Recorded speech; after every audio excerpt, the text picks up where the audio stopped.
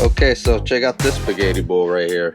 It looks a little messy, or a lot messy, but functional. So basically what we have here are 2 coils, some resistors. This is actually an RX4 setup, so everything was already connected, so it's a lot easier for me to just go ahead and use the RX4 setup. This is an old school points distributor. It doesn't have the electronic boxes like the more later Rx7s. This one actually works with points, but it's functional just to go ahead and test our tachometer, just to see if it's working or not. All we want to see, we just want to see it moving, make sure there's nothing broken in there. So the setup here is pretty straightforward. So you got I got my positive here. It's going to the ignition pigtail here, and it's powering up the resistors. One of the resistors powering up the coil on the positive side. Once this positive side powers up, it's gonna automatically power up the negative side, and it's gonna go into this wire, and this wire it's going connected to the distributor. From the distributor's going back out, and it's powering this coil here, and it's gonna power up the positive, and then the positive is gonna power up the negative, and then it's gonna go back out to the resistor. So it's a lot of explaining. It's pretty complicated, but basically you got positive going into the coils, and the coils therefore are going to be powered up on both negative and positive sides. So then you got the negative side hooked up to one of the cables on the tachometer back here, and then the positive side is connected to the tachometer here on the positive side. So they're both power, but the negative side on the coil is more like a signal type of negative, so it's not a ground negative. So just make sure you read your schematics, and make sure that you don't cross the positive or negative wires on here in the back. So, and then I got my spark plug, just to make sure we get spark from the coils, and make sure that we are getting a reading on the tachometer according to the spark that's coming out. So yeah, here we go. Let me show you guys. Alright, so we want to go ahead and make sure we got sparks. So let me go ahead and turn off the lights and start spinning the distributor.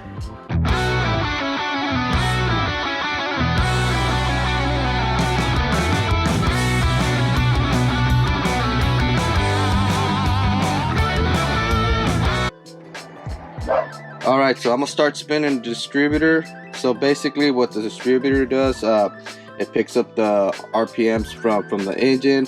It starts spinning the distributor. It sends the signal to the coils, and then from the coils it sends the signal to the tachometer. So I'm gonna go ahead and get my ground wire up the distributor and just start spinning. And if you pay close attention to the tachometer, you're gonna see it bounce. And my hand, it's not that fast, it's not that strong as a rotary engine, so you're not gonna see it go all the way up. But what we want to see that needle bounce and just start moving. So here we go.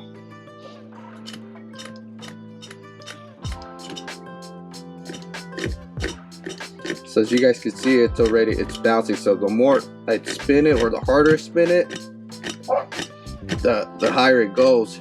So I can only spin it so much, but that's what we want to see. We just want to see it working before we install it in the dash. So we know that it's actually working. It's moving. So there's no true way to test it right now at this moment. We have to install the engine, get everything plugged in, and then we'll see if it's accurate. And if it's not, unfortunately, there's no way to adjust these. It's not like some European cars that you can actually adjust them from the back.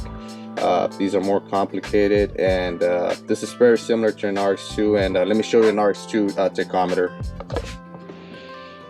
Alright, so this one's from an RX2, very similar to the R100. So I'm gonna go ahead and spin the distributor. So you can see it's doing the same thing as the R100 one. It's bouncing. So we know that this one works here, and this is what I want to show you guys in the back. Usually there's some European models out there that have like a little inside here. I already took this one apart, but inside there's this little screw that you could adjust it, and it'll raise up and come down, and they're adjustable. Unfortunately for this here, or the one on the R100, they're not adjustable. I still got to dig more into it and see how, if there's another way to go about adjusting them manually, but yeah, I just want to show you guys, so you guys that are wondering what's going on inside and how they look or whatnot. But yeah, this is from an Rx2, very similar to the R100. The only difference from the Rx2 and R100 are the letters down here and the colors here. They kind of change. So we're gonna go ahead and test the speedometer first, and then I'm gonna get more into the whole mileage and all that stuff. But yeah, I'm gonna use my my drill, and I have this. This came out of an Rx2. This is a transmission cable, and don't worry, I didn't mess up that transmission cable. That transmission cable was long gone, and all I did just pretty much cut the tip just to test these speedometers from the R100's Rx4. So I like to test all my gauges and everything before I put them back into my cars. So this is a very special tool for me, I guess. So basically, yeah, we're just gonna go ahead and put it right here in the back, right where it belongs, and just spin it. All right, and here we go.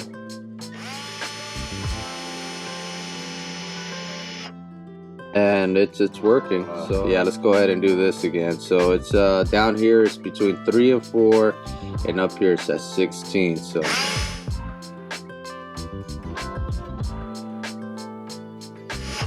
now it's at 7. Right here it's between 4 and 5. So it's working the way it should. We're just gonna go ahead and clean it up, redo the needles on the speedometer and the tachometer.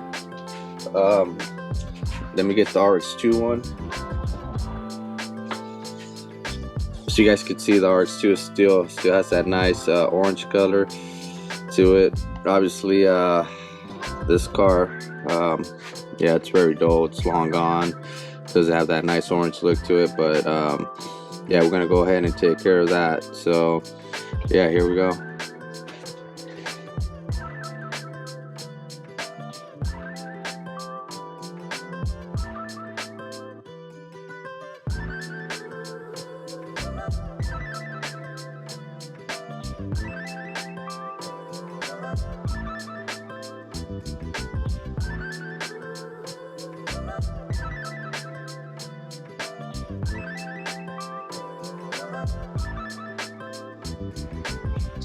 Alright, and there it is. Check out those needles, looking nice and clean.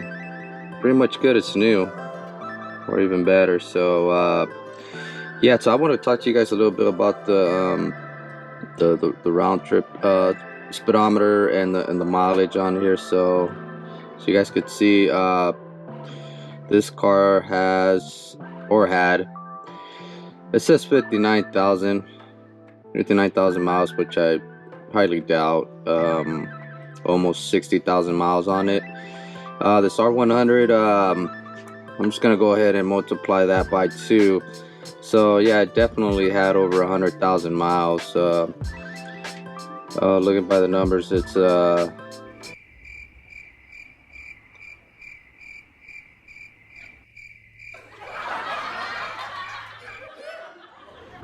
about 118,000 miles, a bit over 118,000 miles, 119,000 miles, somewhere in between there. But that sounds more like it. These basically restart after 100,000 miles. It doesn't keep going, so that sounds more like it. I did look under here. I did take it apart down here. I don't know if you guys can see that. It looked very complicated. I wanted to restart it, put it all on 0, but yeah, like I said, if it ain't broken, don't fix it. It's working perfectly fine. I thought it was gonna be a lot easier to reset it, but nah, I'm not even gonna start messing with it or even get too deep into it.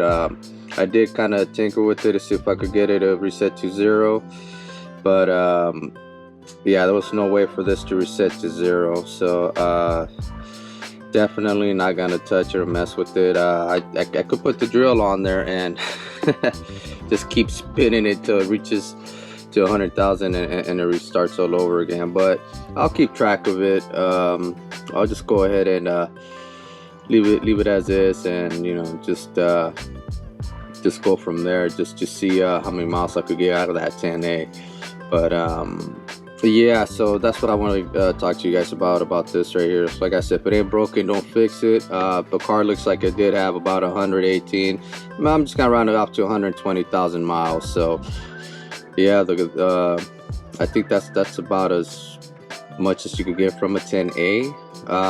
Me personally, I haven't owned a 10A or driven a 10A, so I wouldn't know. I think we could probably get more out of it. So once the car's built and done, you know, I'm gonna go ahead and take a few road trips on that and just see how much we would get out of it. But you know, meanwhile, this is done.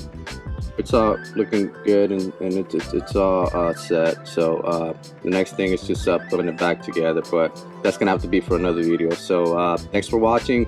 Thanks for keeping up on the build, guys. Appreciate it, and we're out.